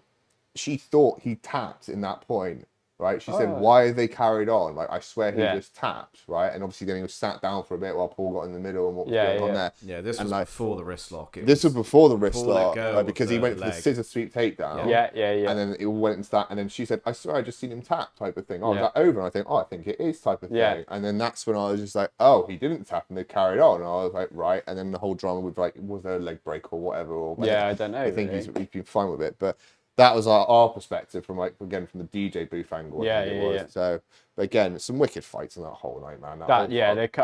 I mean, like, I think it was blown, like, I don't know, it was blown a little bit out of proportion on everything that was backstage. Yeah. I didn't really see it, so I don't. I think what I'd rather, right, is I'm all for a bit of jiu-jitsu drama in the sense of like it uplifting and getting more eyes on the sport. Yeah, but not dragging the sport down. But not dragging the sport and like actually having a proper like issue with each other. Yeah, if you got a problem, just chat about it, innit? Yeah, just chat about it. We're all like, grown-ups. And I think that's the thing. I think Mark Gibson said it's like we're not as for throwing punches at each other. Like the fucking rat. If you got a fucking problem, just say it. We'll get on that in just a second. Because you got a burning thing to talk talk about. Yeah, we'll address it in just a sec. I think, but I think that's the point. Is like the idea being is that again, like it doesn't need the dramas. But I think with that one, there's a bit of bad blood, obviously between everyone. And Definitely. It is, but it's all good. Right, come on then. We'll get on to the rat. So people may have seen this. Obviously, I put my stories the other day that I found the rat and released it. So I'm not going to be a snitch and tell you where it is, type of thing. But what's the whole story? Because I've got bits of it. I've never actually got the whole story from it. Yeah, no, I haven't really gone through it too much, have I think. So ages ago, so basically I put shit on my Instagram all the time, like, as you know. Like I just put stuff on, like mainly like me and the kids, shared shit from in the Chimp and everything like that. And I like having fun with my kids. Like obviously, like you would do. Do you know what parent? I mean? Yeah. As any, like, I'd never put my kids in any harm or anything like that. My little lad, he is a bit of an adrenaline junkie. I wonder where he gets that from. And my daughter does like a little bit of fun as well. So, like, we just and apparently, and I will say apparently, I put some video up or something. The kids sat on like the roof of one of the cars. And when I was driving along or something, somebody screen recorded it and then took it to the police. So, took it to the police and then chased the police up. So like I had the police come up my house and start quizzing me about basically was it me, like was the video mine? And like, you know what the police are like, they play like all nicey, but they still get their notebook out and try and get you to get a statement. And I was just like, look, bud, I don't know anything about it. Because, like, quite frankly, I don't. Like, I don't know. And apparently the video was, like, 2 years ago. So I'm like... So basically, somebody's on my Instagram, because it's private. They've recorded, sent it to the police, and then chased it up to try and get me in trouble. Just for, like, supposedly having my kids on the... Do you know what I mean? Yeah. And I'm just like... If anybody's on there, like, they're meant to be my mate. Do you know what I mean? I don't want no fucking rats on my Instagram.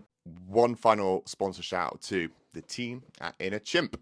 Inner Chimp is a brand name that really speaks to grapplers and fighters, one we can believe and relate to on a personal level. Inner Chimp is simply catchy, right? And with small tweaks can be your general gym wear and casual wear and rash guards like this for men, women and children. Inner Chimp is ethically produced and has turned down cheaper production overseas to ensure this. Understanding we only have one Earth, right, which we need to look after. This is at the forefront of their production decisions, and we want you, our listeners and viewers, to have a sense of accomplishment in knowing that you are doing your part when buying their products. Inner Chimp tees are 100% organic cotton. Their packaging, 80% recycled cardboard, and all of their products are designed to last. Their production and manufacturing is in the UK, trying and aiming to be as eco-friendly as possible, leaving close to zero global footprint. But to put it simply, Inner Chimp has a massive passion for the sport, attention to detail, and our planet in mind, and always at the forefront of your own Inner Chimp. Go check out their website, www.inner-chimp.co.uk, or go check out their Instagram at inner_chimp. Thank you for your time. Like that, like like I'm not, I'm not exactly like a totally like an absolute tearaway, but like there's right and wrong, and like sometimes the law and right and wrong don't necessarily match up, do they? I just thought of a rash guard for you. Fuck the rat. Well, it's gonna be fuck the rat, but like the exterminator. Yeah. But it's the Punisher logo. That's what you need. The exterminator. Yeah. I love it. Yeah, no. So like a few people. So I put like a little reward up to see if we could get anyone to coax it out, and like I've had a few messages and that, and like yeah, I don't think it's that far away, if I'm honest. Like a few of my mates have actually like tried to chuck in some more money, so like, but I haven't. I don't know if I've got the balls to like actually put like up the reward for the rat. Do you know what I mean? I don't know if it's taking it too far or whatever, but mate, it's pathetic though. Maybe the guy who punched you off fucking. You know what haters are like, though, innit? Like people love to hate, don't they? Like instead of just like people cheering you on and that. Yeah. You know what I mean? Like people love to, as soon as there's an excuse to be a prick, they'll be a prick, won't they? Mate, my main mantra is like I'll clap until it's my turn. Basically. Yeah. I was about to say, I'm gonna preface James' little fucking thing. He says this every podcast. We like to clap for everyone until it's our turn. Yeah. It's true though. But why not? Like, what's it going to take away from you? Yeah, exactly. Like, because I think people have said to us before, like, are you guys looking to take over the world and all this kind of stuff? It's like, well, it happens. Like, it happens, but if suddenly you guys blow up, like, we'll be on the yeah, roof, that's like, it. like, we don't care. Like, we're not here to like discredit anyone. We're I just want this sport to be uplifted because if I'm honest, like my views on stuff, right, on how I can't, it boggles my mind. So I've had this conversation with lots of different people, right, is that in the Jiu Jitsu scene, it genuinely feels for a sport that's that old, right, didn't discover Instagram until 2 years ago, right, or social media, or how to use it properly. And I've seen trends from other sports which are nowhere near as old, like be 10 years ahead of the whole fucking game. And I'm like, I don't get it. What the hell's going on here? Yeah. And so in my head, I'm like, right, if I can mitigate some of the shitty trends that have gone on in other industries, right, and kind of level it up that much more quicker and maybe bring it ahead of the other fucking sport, then why the fuck not? Yeah, if you're in a position to help something, you've got that honest belief that you're going to be able to, then, why shouldn't you do it? You guys have done a good job, haven't you? Like blowing up over the last year, doing like, 30 podcasts this year. Like, going to be eventually, yeah. Number 29, 30 will be just me and Jay chatting shit, I think. We're trying to think of like the setting. No. Like, is it like, I mean, like we both in the bed, like with a duvet, like with a little cup of tea. Yeah, we're going to do that, or how do we get here, we're both going to turn up in pajamas and sit there on a sofa like, right, so let's run through everything. Never hop in a bed with anyone that rides a bandit. That's what they say. Oh, thank you. Oh, should we chuck these over? So the guys here have... I think we have to. It's perfect time with this. Well, typically you guys asked for a dodgy rash guard, didn't you? Nah, nothing to do with us. I did say we weren't making any more of these. You spelled this wrong again, for fuck's sake, mate. I told you exactly what. I don't need this shit in my life. Like, everyone wants to know us because we know who Bracy Gaha is. They're fucking top G's at the end of the day. Oh, mate, fucking awesome. Is that the bigger one for the fat boy being me? This is you, the fat boy. Oh, thank you. Ultra for life. Peak male performance. I did say I wasn't going to make any more of those, and then you guys turned up. So. Yeah, we didn't bully him into it, I promise. I tried to wrist lock him a few times. Well, like I said, the thing is, I done it as a laugh, like really, just as a laugh, and then, yeah. I'm gonna have to wear that for my next comp, mate. I'm not gonna lie. Well, in all fact, we've had so many people message him about us, about like having this one, because obviously it's different to the other one. I don't know what comp, like any IBJJF comp may not allow me to wear it because it's got the white on there. You can't wear it. Not IBJJF. It's not IBJJF legal. Good. I don't know, mate. I think don't get in any more trouble. Well, I was about to say, mate. Technically, there's gonna be more white belts out there than there are colour belts, so maybe you should have made it in like, I don't know, purple or brown. Sure, white. You could, quickly do some ranked ones. Oh, fucking hell. But that's another thing I wanted to actually bring up as well, because I know with the whole Bracy Gaha like joke and everything like that, there was some like, again, when we first seen that there was another brand out there doing it, like, I know Chris Tomo straight on there was like, what the fuck's this all about? Yeah. Like, and we were like, what the fuck is this here? Because obviously you're sponsoring us and that side of things. Like, we're team in a Chimp all the way. But obviously, who's the guy at Reap? It's not Ricky. What's his name? Yeah, it's Rick, isn't it? Yeah, it is Rick. It is Rick. Yeah, so obviously I've spoken to it. And obviously, from what I've understood, is that you had first refusals. Yeah. No, we didn't want to. We didn't want to make them. it wasn't done to like make money. It was done just as a laugh. As a laugh. And like, I'm not really one for like, I don't know, just like, I feel like it's all fun and games for some people, but some people just take it too far with the Gracie Barra stuff. And like, that's what I'm not really a fan of. And I don't want to add to that. I just want like, you know, like all our stuff, like anything that I do is like generally like a laugh. Do you know what I mean? Like, all, like even like on a day-to-day basis, like we just have a laugh here. Do you know what I mean? Well, we're talking about the other one we went with. Matty is actually part of a Gracie Barra school. Well, yeah. That's It's like, oh, why is he so worried about it? I'm hoping he would have picked up from his picture up there. Matty is a well and true founder under the Red Shield. Do you know what? Like, I've been training with Rich since 2015. Like I say, I feel my jiu-jitsu is like relatively solid. Mate, 100%. And, you know, like, there's a laugh to be had, but like I say, some people just like, when the comments are like a bit like I would say like toxic, it's just like, just fuck off, innit? Do you know what I mean? It's like, what's the point? Like, it's only a joke. Well, Do you know I think what was it? There's some drama over this, a bit more MMA related, obviously, about Ian Gary and all that fucking drama. Have you seen that with that type of stuff? Yeah, leaving Renegade. Well, not even leaving Renegade, about the whole Cluck situation and like being on the press. Like he hasn't put it to the press conferences type of thing. Right? Pulled out of his fight apparently, and stuff like this. And then I think there was one other comment about like some parents dying or being brought up or something like this, and people were Leon Edwards, that was Kobe Covington, wasn't it? Yeah, at the press conference, dressed up like a prick, saying that. That's bang out of order. I hope Leon Edwards literally smashes the fuck out of him. And it's just like trying to find this fine line of like there's a very clear line of like how far you can go with this kind of stuff, and I think. Like I said, we don't mind playing along with the joke with it, right? Like it's a joke. It's a joke. And I think it's just where I've seen, I think you said obviously with some of the videos that you've seen and stuff of like professors, like, looks like they're fucking kids or something like this. It's just like, Jesus fucking Christ. Yeah. Like, there's stuff which... But the problem is, like, that's videos that people have put up. And, like, people have put that up and then, like, Gracie Barra has made it, like, funny. Do you know what I mean? Like, anybody that looks at that is going to think it's funny. Like, whether you want to like admit what Gracie Barra has done for like the UK jiu-jitsu scene or not, or the jiu-jitsu scene in general or not, like that's down to you. But like, don't fucking bring anything toxic into the sport, innit? Do you know what I mean? Like, just see it as a laugh. Do you know, I find it's kind of sometimes a fine line of like jealousy because it's like I said, all right, take Tom Brasher for example. I've got the utmost respect for him and how well he's done with his schools and his business. Do you see who was it he grappled on that Raw? Barbosa, wasn't it? Yeah. Matt. Barbosa, yeah. Fucking hell. Right. And so, like, I give him credit where it's due, obviously, for that in the sense of, like, the way he's run his business and got the schools and it's all doing fantastic well. And, like, I still think to this day, if I was in his position, I would have held my tongue a little bit more with the news that he came out 2 weeks later with the apprenticeship schemes for jiu-jitsu with kids and stuff, which I thought, fucking me, that's another massive leap for jiu-jitsu in the right direction. The Gracie Barra kids stuff, like the curriculum they give for kids, I think is pretty good. Yeah, it's great. And I was like, I, in my opinion, if I was in that situation, if I knew that he would have known that news would have been coming out soon, I would have bit my tongue. Because unfortunately, like, he put it in that BJJ Underground Facebook page, and like there was instantly people like laughing at it and that type of stuff. It just I was doesn't paint the entire sport in a good light. And no, because he's under Gracie Barra, and they're one of the biggest names. Yeah, if you look at it from that perspective. You know, like the Premier League of football, if you like, if you want it that way inclined, it just it dilutes it. But this is the problem, right?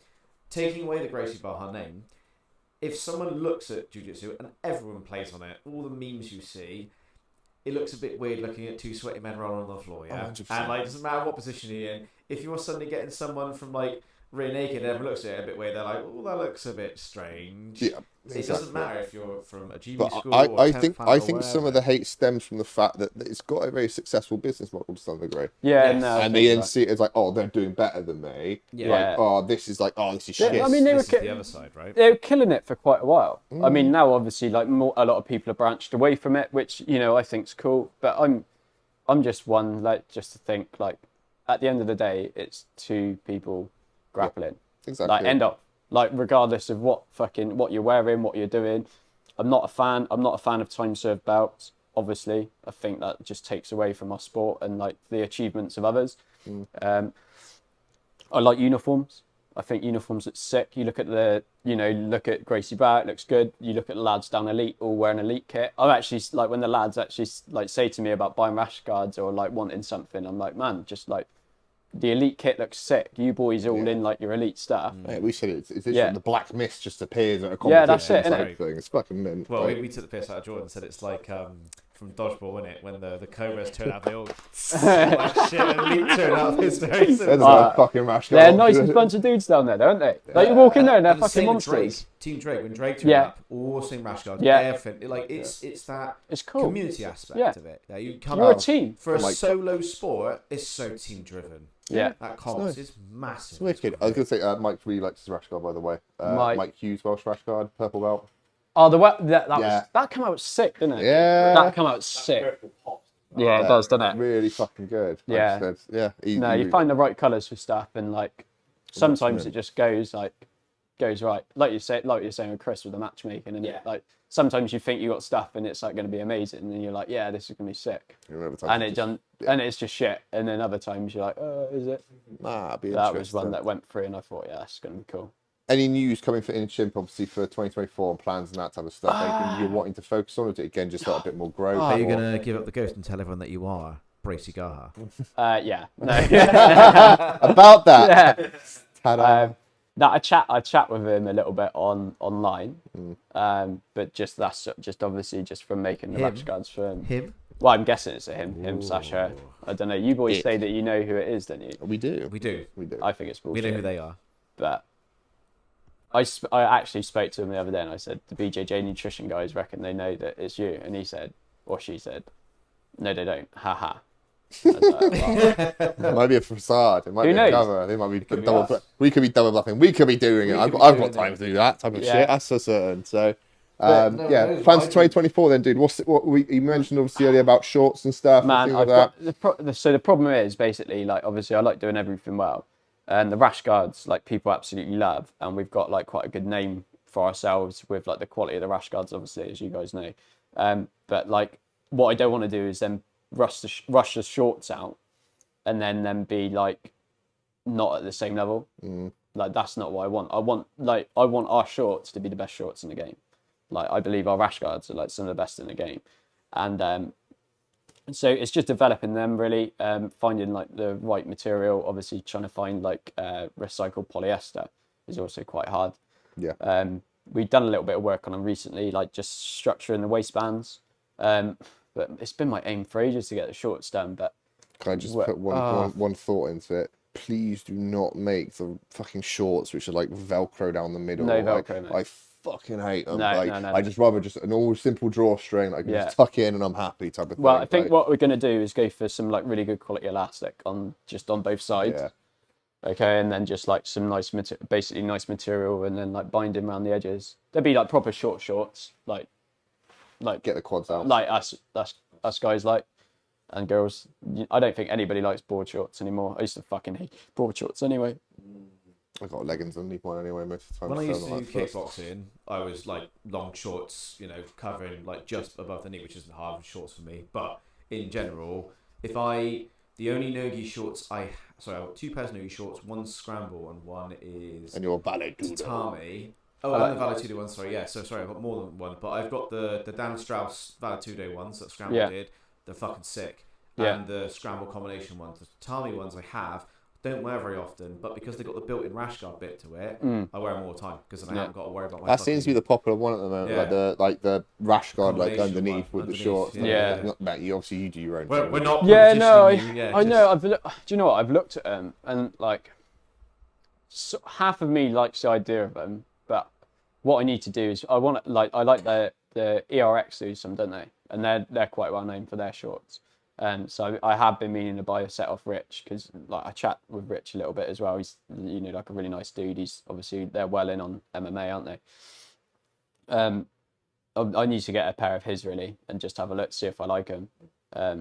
Not saying it's the be or end all if I like them or I don't like them, but generally like what I do is just like try and like them myself first. Yeah. And then we've got Tudos down there, like we've got our templates for Tudos, but I didn't want to let the Tudos out before we done like the proper shorts.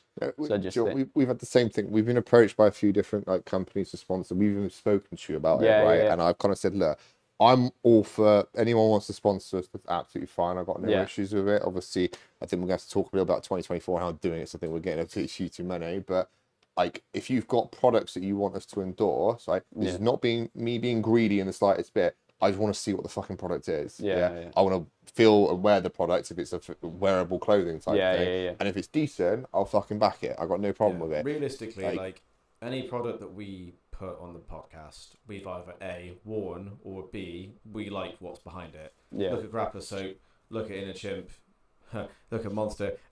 Sponsor me, please. Fuel J, yeah. But literally, like, everything we do wear or like associate ourselves with. Glastonbury spring water. Magic water. Yeah. But like literally it's because we're kind of putting the brand on it. Do you know what I mean? Like it's a big thing for us. Yeah. We're not some like multinational corporation. No, and the thing is, like, you're only as good as your word, aren't you? Exactly. Do you know what I mean? Like, we wouldn't start talking shit and promoting shit, then people aren't going to respect what you're saying. This is the whole thing. And like we talk about, Grapplers Soap quite a bit because I've used it quite a lot. I've had staff, fucking hell, 3 times now. Staff boy. But mate, literally every single time I try the antibiotics, the soap does the fucking job. Within like a couple of weeks, it's gone. Yeah. Yeah. Matty's rash guards I wear, they wash really fucking well. Whereas some other rash guards I got, if you what brands were they that you were saying? No, I'm not going to fall into that trap. But like, no, literally, they wash well and they don't stink after like, when you wash rash guard constantly, then after like maybe like 2 months, you're like, they get a bit tight.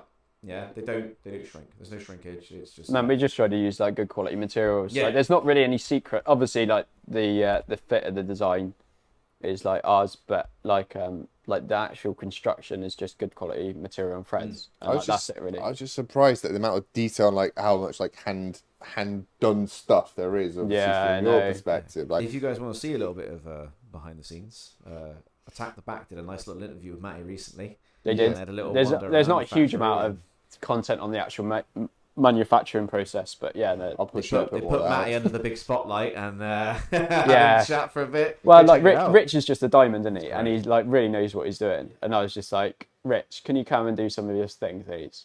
And he was like, yeah.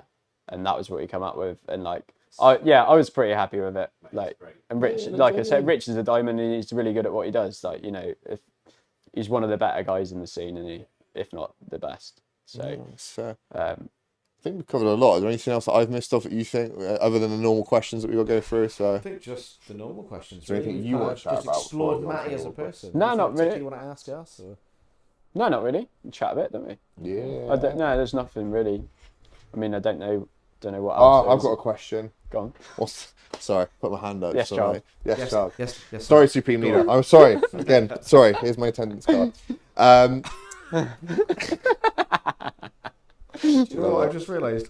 I've never given my attendance card to RGA. No, since I've been doing the Comcast, I haven't played. I think the last one in there was like February. Is that actually something I have to do when I turn up? Yeah. Oh fuck! Right. People, I know people shit on attendance cards, but they've got over 500 members, so for them to keep an eye. Yeah, you can't like fucking nightmare. Yeah, I've never been under a GB school, so I've never had to do the attendance. You're GB school, are you? You're RGA. Well, no, it used to be a GB school, right? That's that whole attendance, like make sure you turn up being. It goes. He just wants an excuse to be like another 9-year-old blue belt. Like, I didn't put my card in, so I haven't been graded. I never put my card in. That's why. Yeah, sorry guys. No, I'm very open and honest about my 10 years as a white belt. Here's my question for you. As a bouncer, what submission did you hit the most on the people that were kicking off?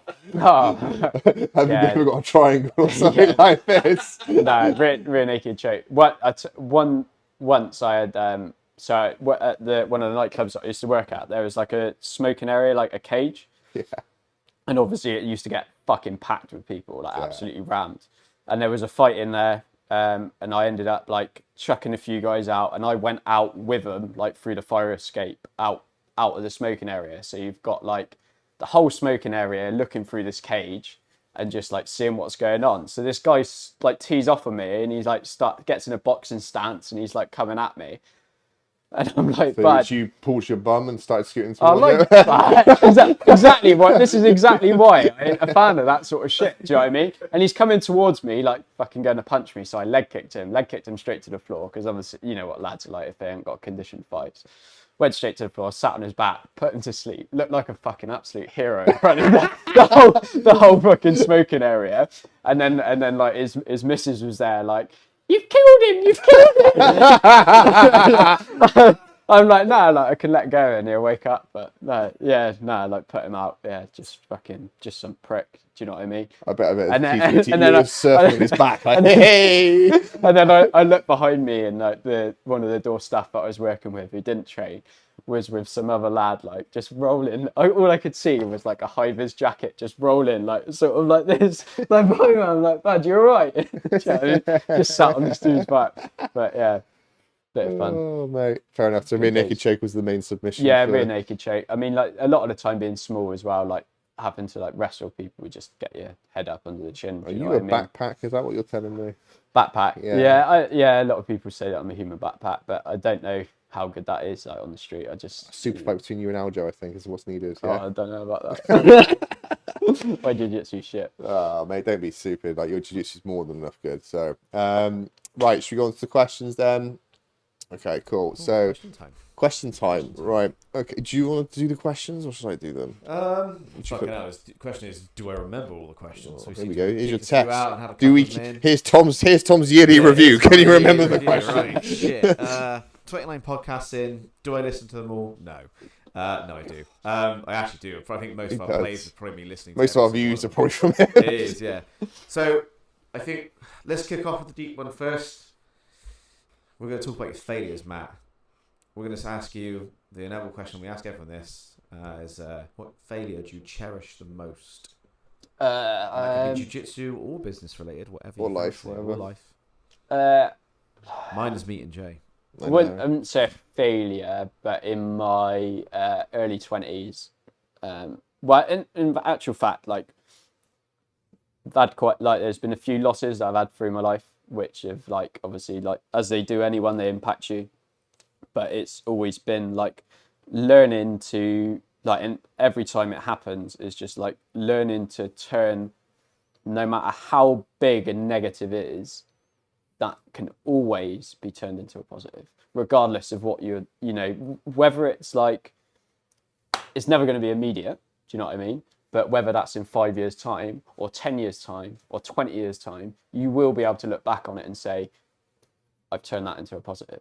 Do you know what I mean? Like you can have the biggest losses that you think you can have, and they can be turned into positives. Nice. You know, that's sort of, I hope that answers your deep question. No, that's all right. That's not the only deep question. I like that. That's great. All good. Do you want to do the next one, or can you still remember there's not so deep ones? I'll tag team you in. You go. All right, I'll tag team.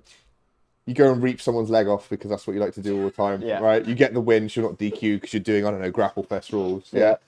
The right rules. Yeah, the right rules. The best rules. What is the post-comp meal? Oh, right. So, have you tried Fatso Burgers in Wales? Or there's one in Bristol as well.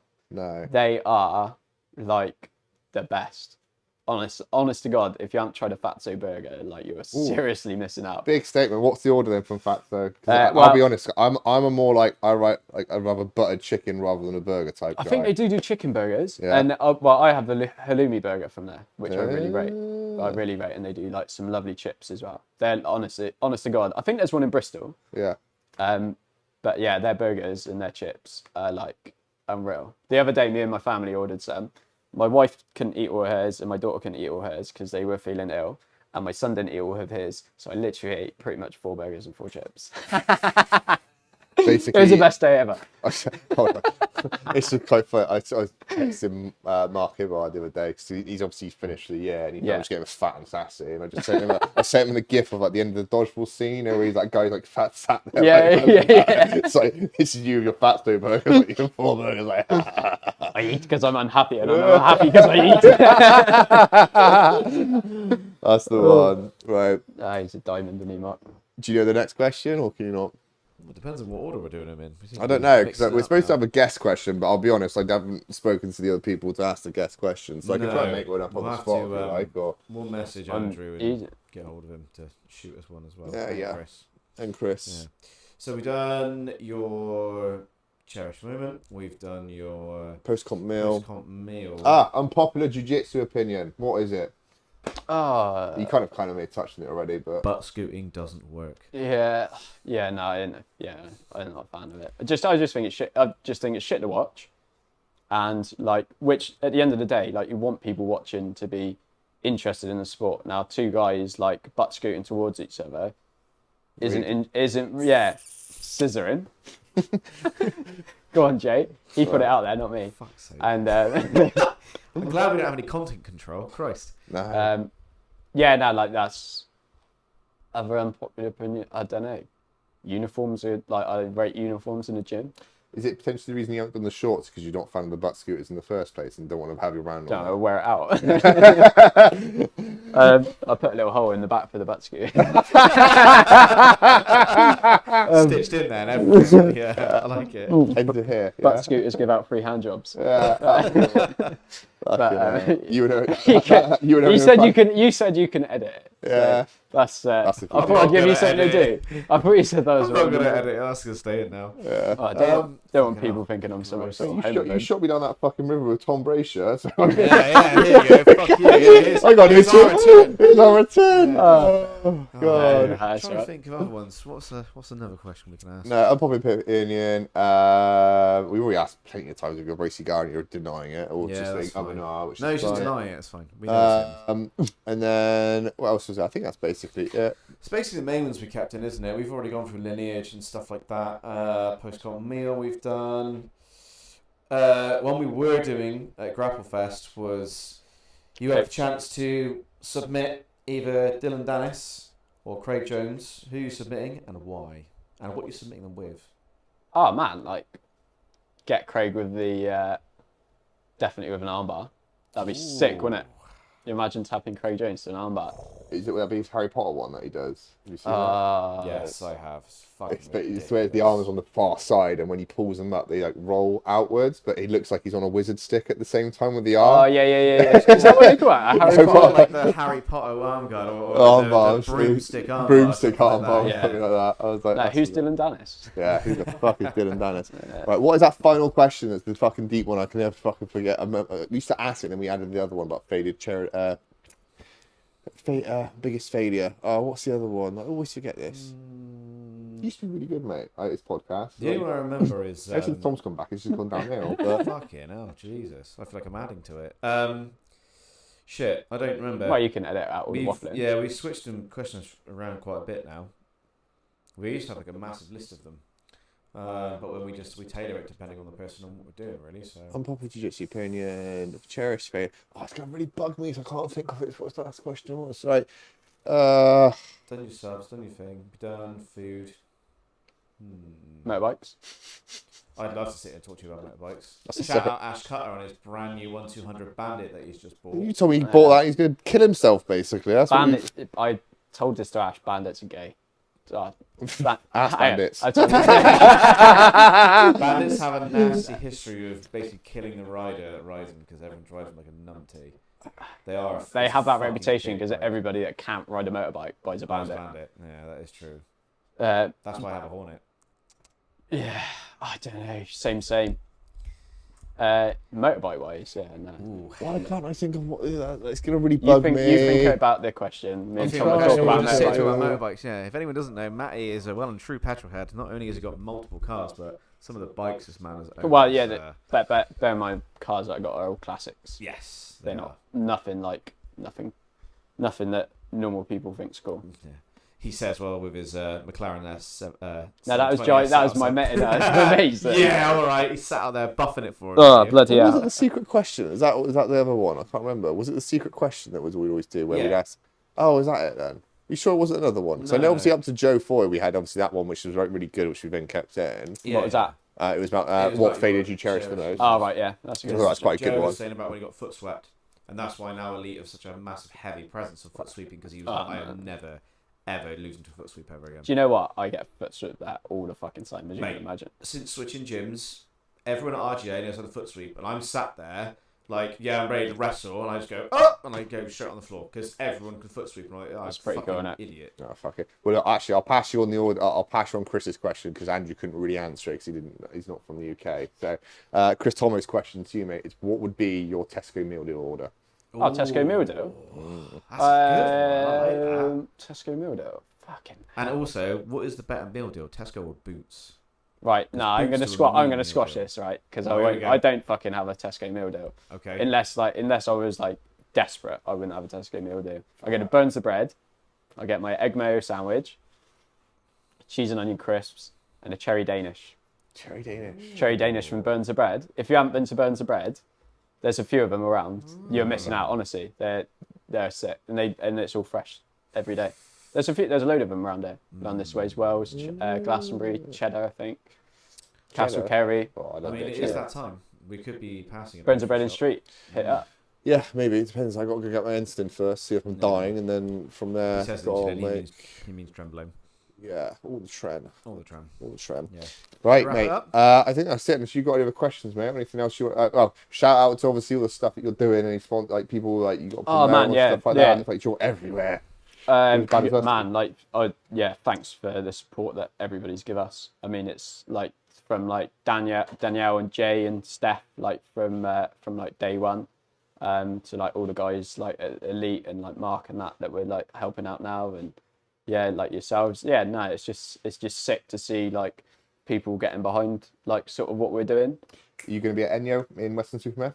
Yeah. We're sponsoring NU again, and we'll be there. I mean, it's only up the road, isn't it? Yeah, so. I think we'll try and get ourselves down there because we got Indy's on it as well, who's been training with us recently. So she obviously shout out to Indy winning Worlds. Congrats, mate. Really well done. We'll be down there to see that. But yeah, mate, fucking so glad to be part of your like little squad and that type of thing. Oh, mate, no, it's honestly, it's a massive privilege. No, mate, it's like great chatting to you boys and like staying in touch in it. Like, so. Yeah, like I say, real recognises real, done it, and just got to stick together on the scene. It's all good, mate. But anyway, thanks. Thank you, bro. Oos.